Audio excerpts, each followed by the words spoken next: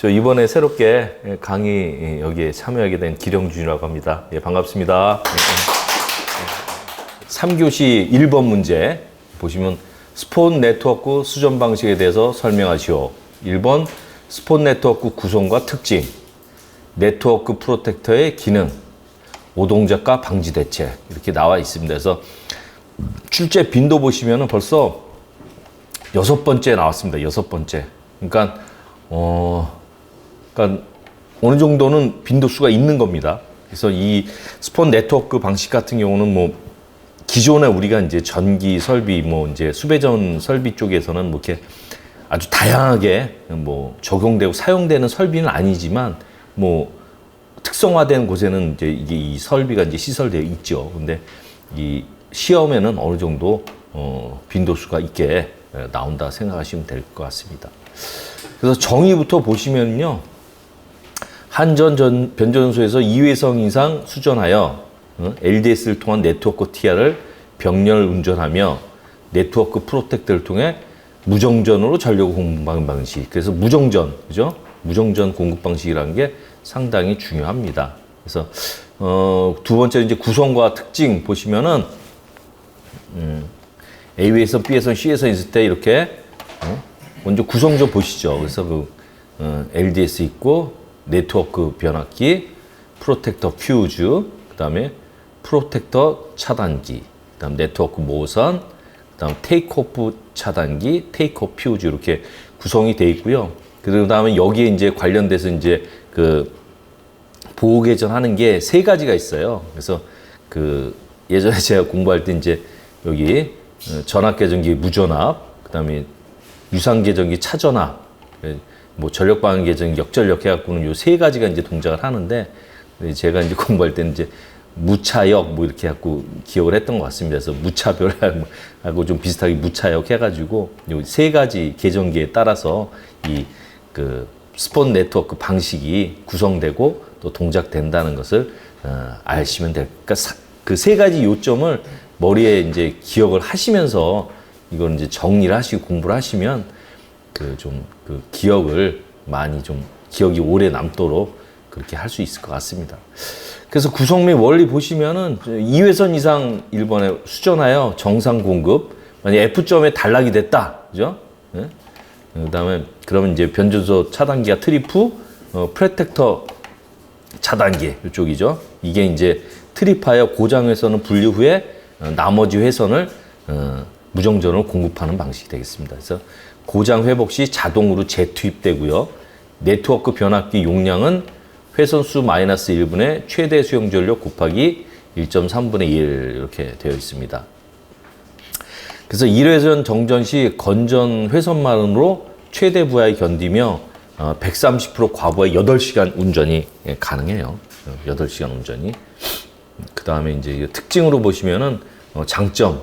아무래도 무정전이다 보니까 신뢰도가 높습니다. 그 다음에 자동 운전, 아까 말씀드렸죠. 무전압, 차전압, 무차역, 그죠? 인력 절감되고, 그 다음에 전압 강화, 전압 변동이 작기 때문에 또 TR 병렬로 임피던스가 작고, 그래서 전력 손실이 작고, 그 대신 효율은 상당히 높게 되어 있습니다. 그래서 단점 보시면 이제 보호 개전 방식이 좀 복잡하고요. 아까 전수라는 바와 같이 국내 설치 실적이 이렇게 많지는 않습니다. 이게 그다음에 이제 너무 가격이 고가다. 그래서 경제성 측면에서는 좀 좋지는 않죠.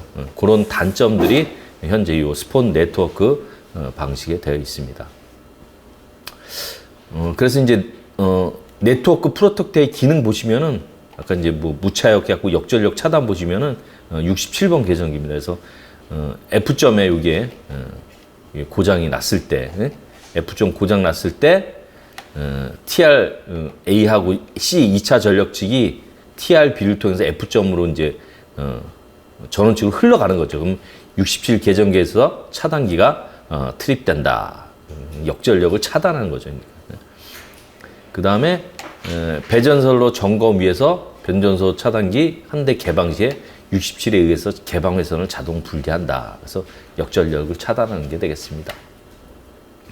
그 다음에 차전압 투입입니다. 차전압. 그래서 프로텍터 차단기 트립 상태에서 프로텍터 1차, 2차 전압을 VT, 보통 이제 뭐 PT로 얘기도 많이 하는데요. 예, 1차 전압이 2차 전압보다 높고 이제 위상이 그러니까 앞서면은 이 차전압을 통해서 CB가 자동 투입된다. 내용입니다. 그 다음에 무전압 투입이죠. 그 다음 세 번째로. 그래서 프로텍터 그 차단기 트립 상태에서 TR 1차 측 전압 확립 시에 그 네트워크 측이 무전압이면 네트워크 모선, 네트워크 모선 쪽이 무전압이다. 그러면 그 84 계정기에서 CB가 자동 투입되는 그런 무전압 투입이 되겠습니다. 그래서 최초 변압기 가압 시에 필요한 사항이 되겠습니다. 그 다음 네 번째로 안티 펌핑 기능인데요. 이제 한 번 트립되면 락아웃 돼서 수동으로 다시 이제 리셋하기 전에는 CB에 이제 투입 신호 들어와도 투입이 안 되게, 그래서 먼저 펌핑이 왔다 갔다 하지 않게 그렇게 하겠다는 얘기입니다. 그다음 네트워크 프로텍터의 오동작과 방지 대책에 대해서 보시면은 만약에 자가 발전기의 역전력을 차단한다, 인터럽 기능을, 예? 여기 보시면 이제 자가 발전기 있죠, 발전기 쪽에서. 그다음에 진상 콘덴서에는 차전압 투입 불가. 그래서 요거는 자동 역류 조정, 그러니까 진상 콘덴서 차전압이 투입 불가대로 하는 거죠. 그다음에 그 순환 전류에 의한 역전력을 차단하고, 그래서 병렬 TR의 특성을 통일시킨다 되어 있습니다. 그다음에 그 회생 전력에 의한 역전력 차단. 그래서 트리페로를 락시켜서 트립을 방지하는 그러한 기능들이 있습니다. 그래서 이런 오동적과 방지 대책이 나와 있고요. 아마 또 어떤 그 내용들 뒤에 보시면 이제 보호 개전 그런 그 방식도 있는데, 요번 문제에서 이제 그 어떤 보호 개전 방식에는 이제 그런 그 내용은 나와 있지 않기 때문에 예전에는 한번 그 보호 개전 해갖고 이제 그런 요 프로텍터 퓨즈, 뭐 프로텍터 차단기, 뭐 요거에 테이크오프 차단기 뭐 이렇게 해갖고 아마 보호 개전에 대한 것도 관련돼서 문제에 나왔던 것 같습니다. 그래서 나중에 이제 공부하실 때 그런 것도 좀 참고를 하셔서 또 추가로 이렇게 좀 공부를 하시면 될 것 같아요. 그 다음에 이제 3교시 2번 문제, 국가 건설 기준 KDS 322020에 따른 예비 전원 설비 중 자가 발전 설비 용량 산정 방법 설명하시오. 이번에 정말 이번 135회는 그 법규 문제가 상당히 많이 나왔어요. 근데 그나마 우리 시험 보시는 분들이 그나마 요 문제는, 왜냐면 출제 빈도가 굉장히 높습니다. 이게 국가 건설 기준 자가 발전 설비 용량 산정 방법은. 그러니까 옛날에 저희가 공부했던 뭐 PG법, RG법 그게 다 이제는 되고 리셋되고 요게 이제 그 기준으로 됐기 때문에 아마 요 문제는 이제 지속적으로 나왔는데 또 좀 약간 개정된 사항이 있었기 때문에 이번에 또 문제로 나왔습니다. 그래서 해설 보시면은 용량 산정 시 법적 고려 사항에서 관련 법령에서 정한 부하 용량 및 공급 시간 등을 검토하여 계산하고, 스프링클러 설비의 화재 안전 기준에서 정하고 있는 기준을 충족한다. 그다음에 화재 및 불씨 정전에도 소방 및 비상부하 가동에 지장이 없어야 한다는 법적 고려 사항이 되겠습니다. 그래서 발전기 용량 산정 방법 보시면은 GP, KVA 시그마 P 플러스 시그마 PM 마이너스 PL 곱하기 A 플러스 PL 곱하기 A 곱하기 C 곱하기 전체에 대한 곱하기 K 이렇게 되어 있습니다. 그래서 요거 각 항목에 대해서 하나하나 다 알아보면, 시그마 P 요거는 전동기 이외 부하의 입력 용량 합계죠. 그 대신 단 VVVF 제어 전동기를 포함한다. 베리어블 볼티지, 베리어블 프리퀀시, 그죠? 요거는 포함됩니다. 전동기 중에. 그래서 일반 부하 P에 대해서 보시면은 효율 곱하기 역률분의 부하 용량. 그렇겠죠. 아무래도 킬로와트니까 VI 코사인 세타, 그죠? 밑에다 코사인 세타 역률을 지워버리면은 요 값이 나오니까 그 다음에 효율로 나눠줘야 되고, 그죠? 그래서 고조파 부하가 이제 이렇게 좀 아마 2번, 3번 이렇게 더 추가된 것 같아요. 그래서 UPS 같은 경우는 UPS 효율 분의 UPS 출력 곱하기 람다.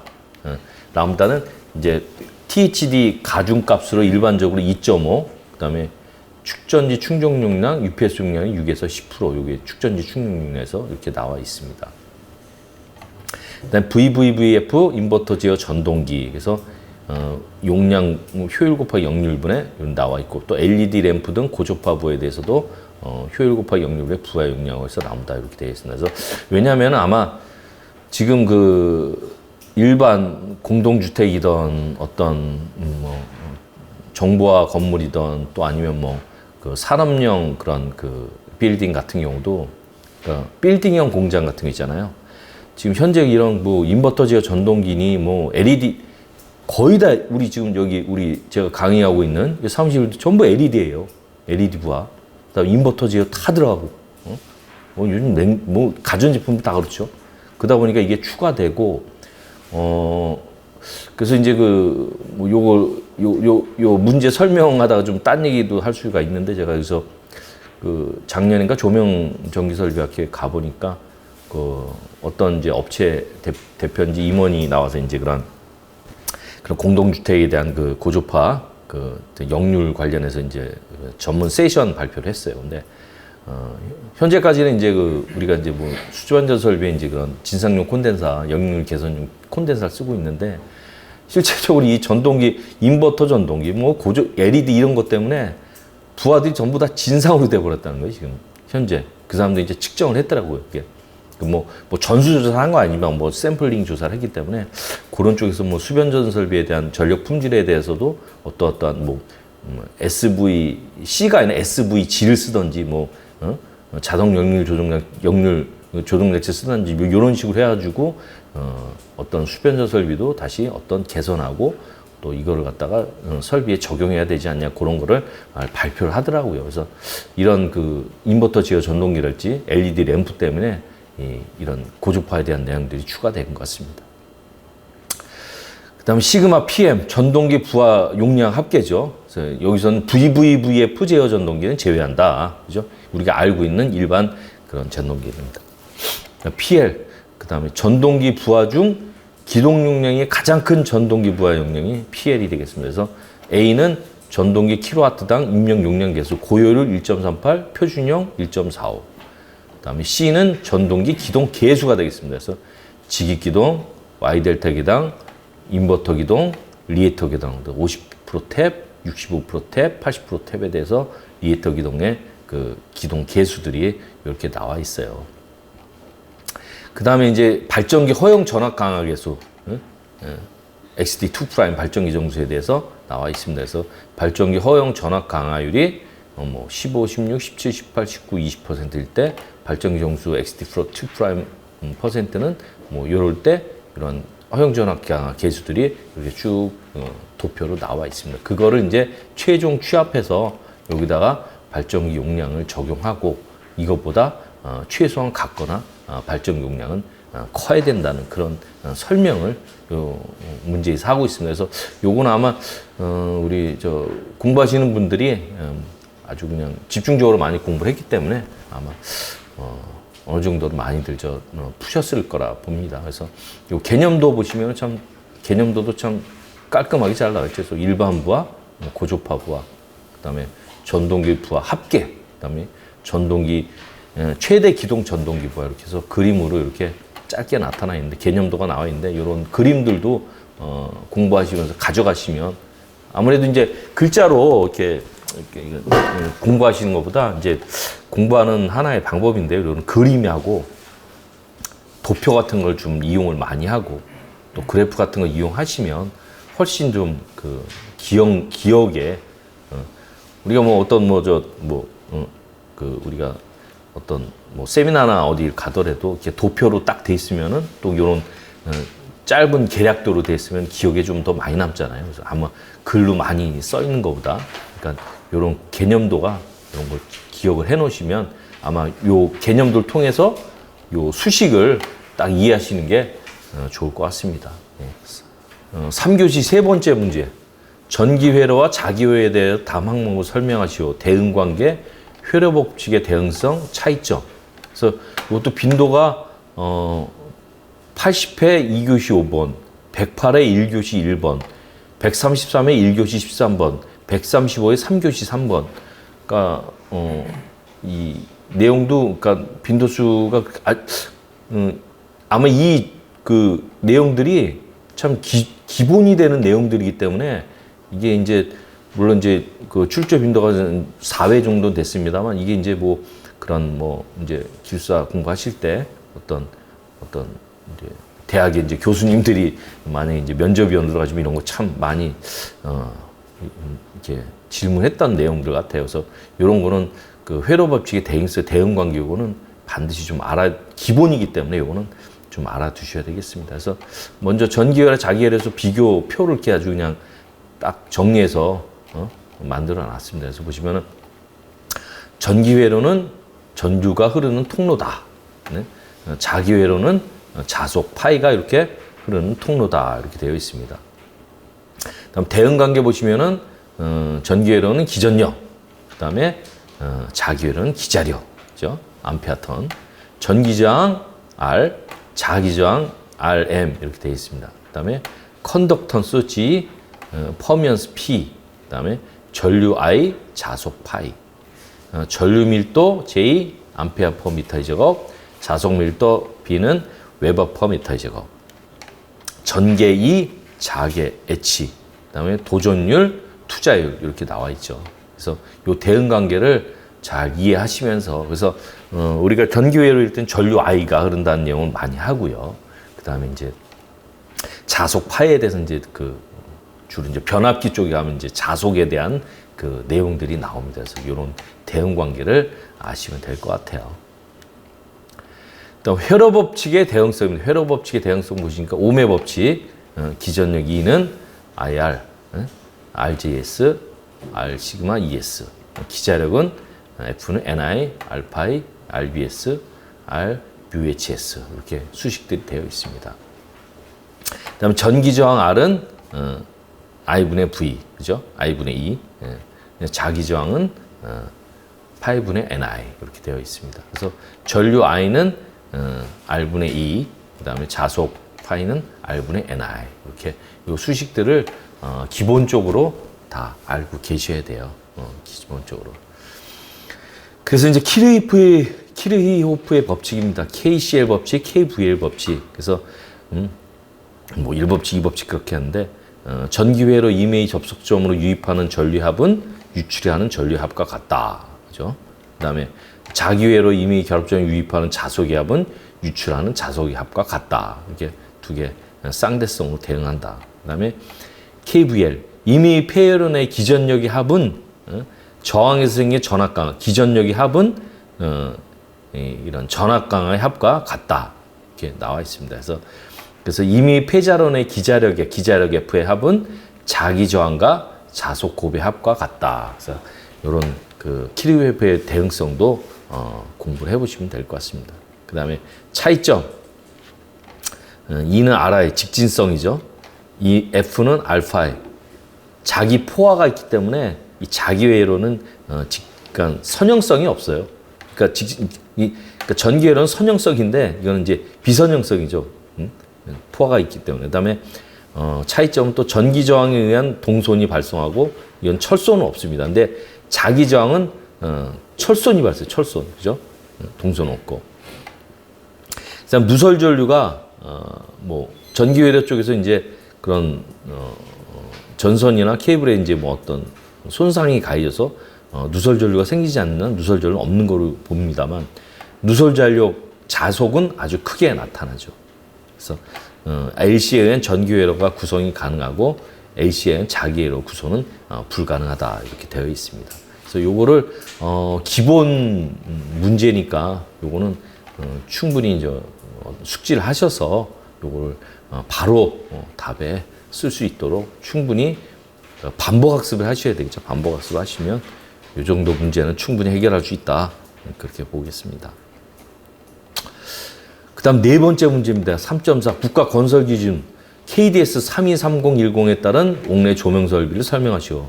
이것도 법규 문제가 나왔네요. 근데 이건 법규 문제 이전에 이거 조명 설비 조도 선정 기준, 조명 기교의 배치 방식, 조명설 설계 순서 같은 경우는 기존에도 굉장히 많이 출제가 됐어요. 예전에 뭐 63회차부터 출제가 됐으니까 이거는 이제 아무래도 이제 공부하실 때도 이거는 거의 필수 문제로 저도 예전에 물론 이제 KDS로 많이 이제 규칙들이 좀 바뀌었습니다만 아마 필수 문제로 저도 이것도 꼭 갖고 있었던 문제 같아요. 그러니까 요거는 필수 문제니까 반드시 숙지를 해주셔야 되겠죠. 그래서 먼저 이제 해설 보시면 개요.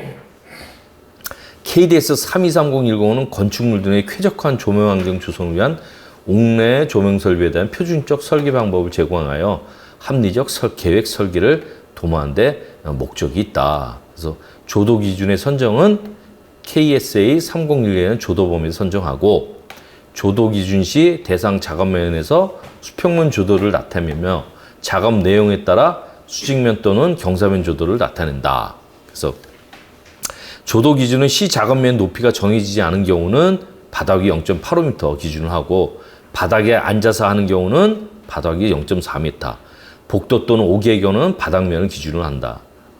요 내용은 이제 뭐 물론 이제 법규에 있습니다만 기존에 우리가 이제 조명공학 공부할 때 있었던 내용이죠. 그 다음에 이제 조명기의 배치 방식 세 가지죠. 전반 조명, 국부 조명, 전방 국부 병영 조명 해갖고 전반 조명, 앰비언트. 강원의 높이와 간격 일정하게 배치하여 작업면 또는 실내 전체에 걸쳐 균일한 조도를 갖게 하는 방식이다. 전반적으로 하는 전반적으로. 그래서 방 전체에 균일한 조도를 확보하고 특징이죠. 그다음 그림자가 부드럽고 안정적이고, 그다음에 작업 위치 변경이 자유롭고 대용량 광원의 사용이 가능하다. 그래서 적용 일반 사무실 학교 조명. 우리 지금 저기 제가 강의한 여기도 전반 조명을 쓰고 있습니다. 일반 사무실 학교 조명이 같이. 그럼 태스크 업무 국부 조명, 그죠? 필요한 작업면에만 국부적으로 광속을 뭐 집중시키는. 그래서 필요한 장소에 고조도를 얻을 수 있고 불필요한 개선은 소등이 가능하고 명암 차이가 크고 눈부심이 있다.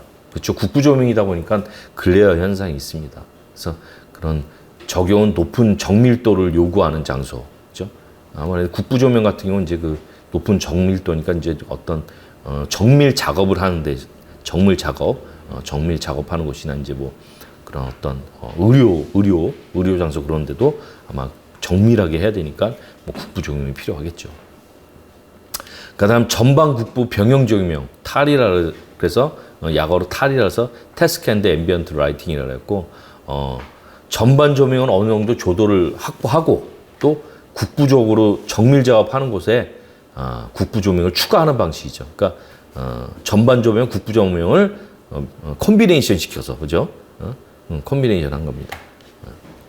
나중에 이제 콤비네이션 웨이브 폼이라고 그러죠. 제가 이제 강의할 때 나중에 필해 설비에서 말씀드릴 거예요.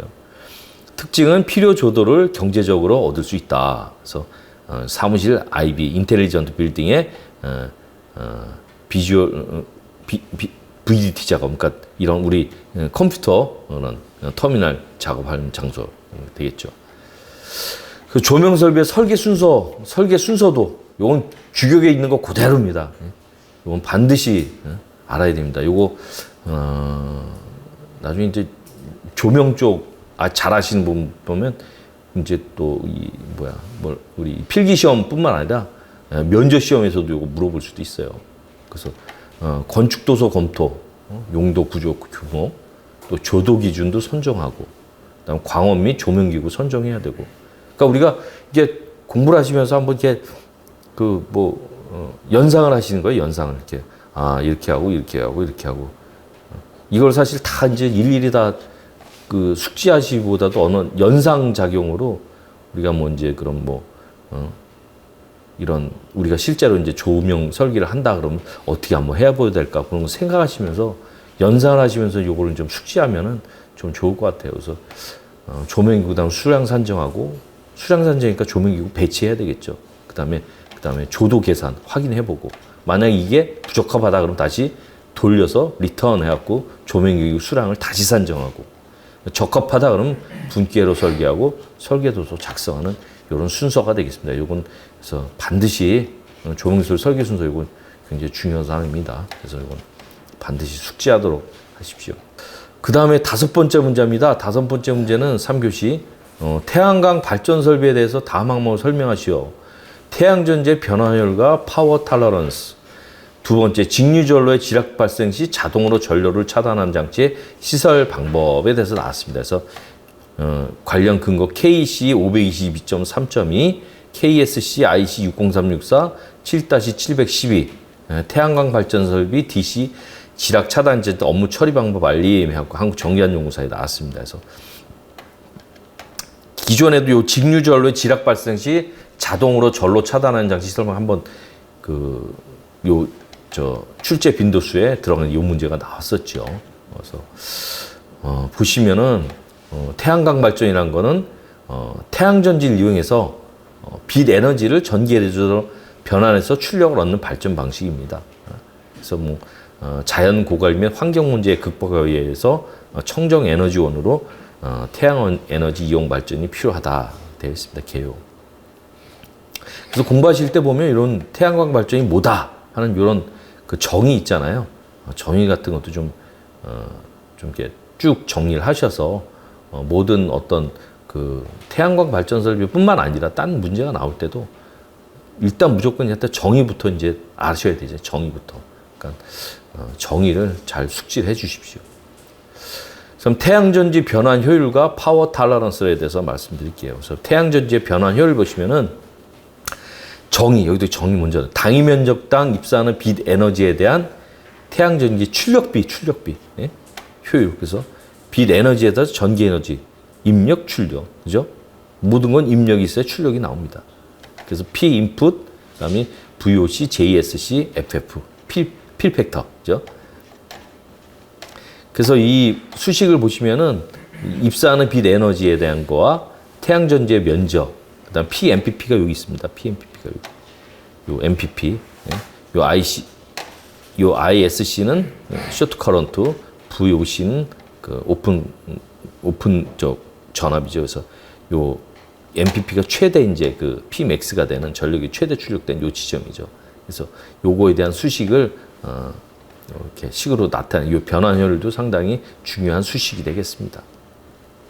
또한 요 IV 곡선에 대해서도 그 숙지를 딱 하고 계셨다가 여기 이제 어떤 태양광 발전 설비가 나왔다. 딱 기본적으로 태양전주의 어떤 효율이랄지 IV 곡선은 바로 이렇다. 해갖고 바로 이렇게 제시할 수 있도록 그래프를 딱 이렇게 그려주셔야 돼요. 그다음 두 번째 이제 파워 탈러런스입니다. 파워 탈러런스의 정의는 다수의 셀을 직병렬로 연결한 경우 각 모두의 최대 출력이 전압 조율 특성 차이로 인해서 이런 상황의 출력과 차이가 발생하는 게 파워 탈러런스의 정의입니다. 그래서 가장 낮은 전압의 스트링이 다른 높은 전압의 스트링에 영향을 미쳐 전체적 발전 전압이 낮아지는 거죠. 태양광 발전 보면 셀, 모듈, 그 다음에 스트링, 그 다음에 어레이가 되겠죠. 그죠? 그게 그 구성이, 그러니까 이 스트링이 이제 다른 높은 전압, 스트링에 영향을 미쳐서 전체적으로 이제 발전 전압이 낮아지는 현상입니다. 그래서 그 제작 업체별로 다른 값을 가지고 있으면 허용 오차가 크면 모듈 전체 출력에 이제 영향을 미치는 이런 특징이 있습니다. 그 다음에 직류전로의 지락 발생 시에 자동으로 전로를 차단하는 장치 시설 방법. 요거는 진짜 중요한 문제입니다. 그래서 비절연 인버터 계통의 지락 보호. 비절연 인버터. 비절연 인버터라는 것은 이제 그 무변압기형 설치하고 그 전원치의 교류전로, 이쪽 교류전로를 접지하는 경우는 직류 성분과 교류 성분 모두에 동작하는 지락 차단기 B형 RCD를 이 교류축에 설치해야 됩니다. 그러니까 이 누전 차단기도 지락 차단, 이제 우리가 기본 보통 알고 있는 게 누전 차단기잖아요. 보통 ELB라고 많이 알고 있었는데 이렇게 이제 RCD로 쓰는 것도 이게 이제 저희 그 IC 표준이 그 우리 국내에 도입되면서 KC에 다 적용되고 했잖아요. 그래서 국제적으로 이제 쓰는 용어가 이게 레지두얼 커런트 디바이스라 그래갖고 이 용어를 그 IC 쪽에서 그 표준에서 많이 사용을 합니다. 그래서 그 우리가 이제 답안을 작성할 때도 이런 이제 ELB라는 말보다는 이렇게 이제 국제 표준에 나와 있는 용어로 RCD 이렇게 쓰시는 게 바람직할 것 같아요. 그래서 보시면은 인버터 여기 그 요 회로도 그 어떤 그 간략한 계략도 있잖아요. 이런 거를 반드시 이렇게 딱 그려주시고, 그 다음에 인버터 용량이 250kW를 초과하는 경우 지락전류 모니터 장치를 차단기와 조합해 다음 성능을 만족하도록 할 수 있다. 그래서 B형 RC 동작 보시면은 인버터 용량이 30kVA 이하다. 그럼 지락전류 300mA 이하에서 300ms 이내에 동작하고, 또 인버터 용량이 30kVA 초과했다. 그럼 kVA당 10mA를 가산하는 게 되겠습니다. 그다음 지락전류가 급격히 변하는 경우에 B형 RCD의 동작은 30, 60, 150에 대해서 동작 시간은 300ms보다 작아야 되고 150ms보다 작아야 되고 40ms보다 작아야 됩니다. 숙지하셔야 되겠죠. 이런 표 같은 거. 그다음 두 번째로 절연 인버터 교통의 지락부, 절연 변압기, 절연 인버터. 그러니까 변압기 내장형 변압기 있잖아요, 그죠? 절연 인버터를 설치하고 그 전원 측에 교류 전류를 비접지하는 경우는 다음과 같은 절연 저항 감시 장치 IMD, 인슈레이션 모니터링 디바이스가 인버터 전류축에 직류축에 설치가 된다. 그래서 IMD 같은 경우는 이제 물론 여기 이제 태양광 이제 쓰시지만 그 우리가 수술실, 의료실 있잖아요. 그런데도 이제 수술하다가 이제 지락됐다고 또 하시면 안 되니까. 그래서 이런 IMD로 절연 그 체크도 하고 실시간으로 하고 있습니다. 그 절연 저항 운전을 시작하기 전 또는 24시간마다 한 번씩 측정해야 되고, 절연 저항 값은 다음 표에서 저항값 이상이어야 한다. 그래서 어레이 전격 용량 20, 30, 50, 100, 200, 400, 500 이렇게 500 뭐 이상 최소 절연 저항 값은 30kΩ, 20kΩ, 15kΩ, 10kΩ. 그래서 이 전격 용량이 증가할수록 최소 절연 저항 값은 점점 떨어집니다. 그 여기까지가 이제 그 태양광 발전 설비에 대한 내용을 말씀드렸고요. 그다음에 여섯 번째 이제 3교시 마지막 문제입니다. 도로 가로등 설계 시 고려사항에 대해서 설명하시오. 이 도로 가로등 설계 문제도 상당히 중요해요. 저도 공부할 때 이거하고 이제 그 저 쌍대를 이루는 게 저 터널 조명, 그죠? 터널 조명 설계할 때 도로 가로등, 터널 조명, 이거는 반드시 숙지하고 들어가야 됩니다. 이거 제가 시험 볼 때도 나온 것 같기도 하고, 이게 하여튼 굉장히 중요합니다. 도로 가로등 설계 시. 또 도로 조명 먼저 개요. 시환경 개선으로 운전자 및 야간 보행자가 물체의 보행을 확실하게 위해 도로에 설치하는 조명. 정의 먼저 딱 써야 됩니다. 개요에. 그다음에 도로 조명은 시환경 개선으로 운전자 및 야간 보행자가 물체의 보임을 확실하게 함으로써 안전하고 쾌적하고 원활한 도로 교통을 목적으로 한다. 그래서 모든 게 그 내용을 보시면은 안전, 쾌적, 그 편리성, 그죠? 그다음에 요건 이제 뭐 연계성, 뭐 이렇게. 그러니까 우리 그 뭐 설비 뭐 설계시 고려사항, 무엇이 고려사항 할 때 그런 안전성, 그런 뭐 연계성, 아니면 뭐 편리성, 뭐 이런 내용을 쓸 때도 이렇게 안전하고 쾌적하고 원활한 도로교통, 이걸 풀어서 또 생각을 할 수도 있잖아요, 그죠? 그러니까 그런 거를 용어를 잘 생각하시면서 좀 계속 그런 머리 본인 이제 뇌 쪽에다가 계속 기억력을 주입을 하는 거죠, 그죠? 그래서 도로 조명 설치 고려사항, 도로의 조명 종류 및 도로 조명 등급 해갖고 조명 등급 M1, M2, M3 이렇게 돼 있어요. 그래서 뭐 도로의 종류에 대해서 이제 뭐 고속도로, 뭐 간선도로, 국도, 뭐 중요도는 지방도로 뭐 이렇게 쭉 나와 있는데, 도로 조명 등급들이 이렇게 M1, M2, M3에 대해서 나눠져 있다 한 등급이 되겠습니다. 도로의 휘도와 휘도 균제도 및 조도, 노면 휘도, 운전자가 본 전방 60에서 100m 차도 노폭 내의 휘도입니다. 휘도 균제도, 종합 균제도는 평균 노면분의 노면 최소 휘도, 그죠? 종합 균제도입니다. 이건 차선축 균제도는 최대분의 최소. 여기 밑에가 틀려요. 요거는 에버리지, 맥스 이렇게 돼 있어요. 그래서 휴도균제에 대해서도 차선축 종합균제도 요거 중요한 내용입니다. 그래서 운전자에 대한 도로조명 휴도 기준 해갖고 노면, 마름, 젖음, 도로 조명 등급 아까 전수한 바와 같이 M1부터 M5까지 있고요. 평균 노면이도 2.0, 1.5, 1.0, 0.7, 0.5에 대해서 종합균제도하고 차선축균제도가 이렇게 나눠져 있어요. 마름 상태에서는. 근데 젖음 상태에서는 똑같이 0.15가 되겠다. 이렇게 되어 있습니다.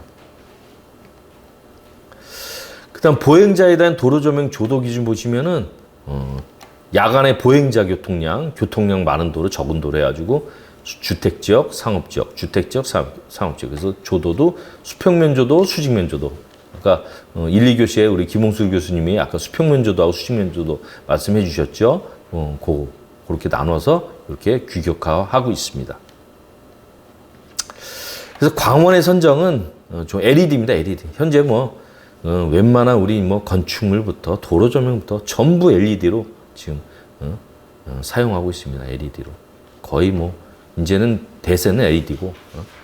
그래서 수명, 효율, 색온도, 연색성, 동특성 이런 게 다 돼 있고요. 그다음에 조명기의 선정 보면 스테인리스, 알루미늄 등기구가 돼 있고 고려사항은 배광, 조명률, 글레어, 구조, IP 등급, 방수, 방진 이런 거를 고려해야 된다. 그래서 조명 등급의 컷오프 분류하면 풀 컷오프, 컷오프형, 세미 컷오프형 이렇게 돼 있어요. 그래서 수직각 보시면 여기가 80도, 수직각 90도 이렇게 돼 있어요.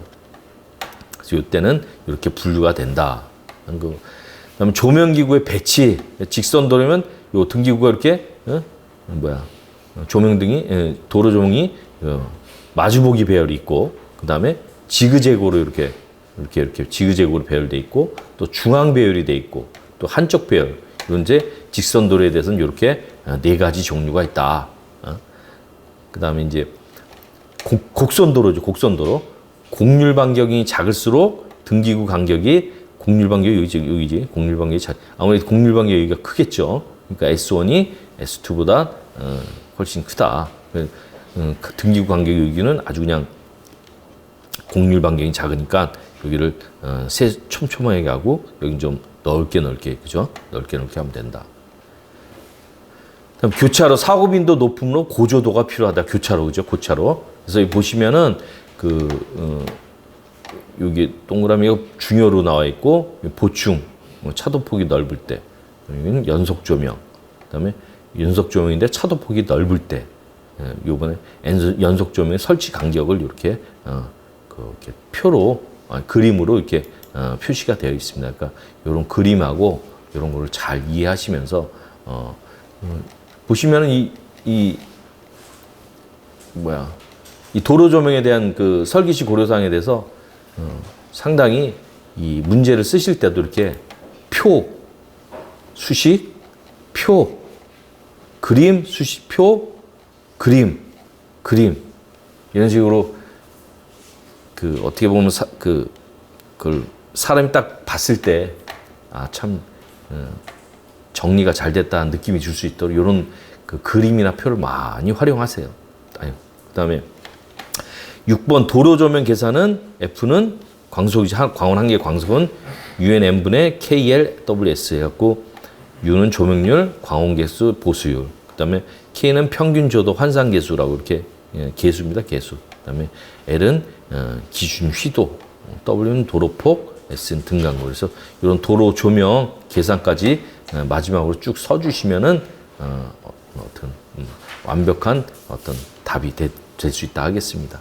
네, 여기까지 이제 3교시 강의를 끝마치고요. 4교시 이제 할 거는 이제 한 10분 쉬었다가 또 4교시 문제풀이 하도록 하겠습니다.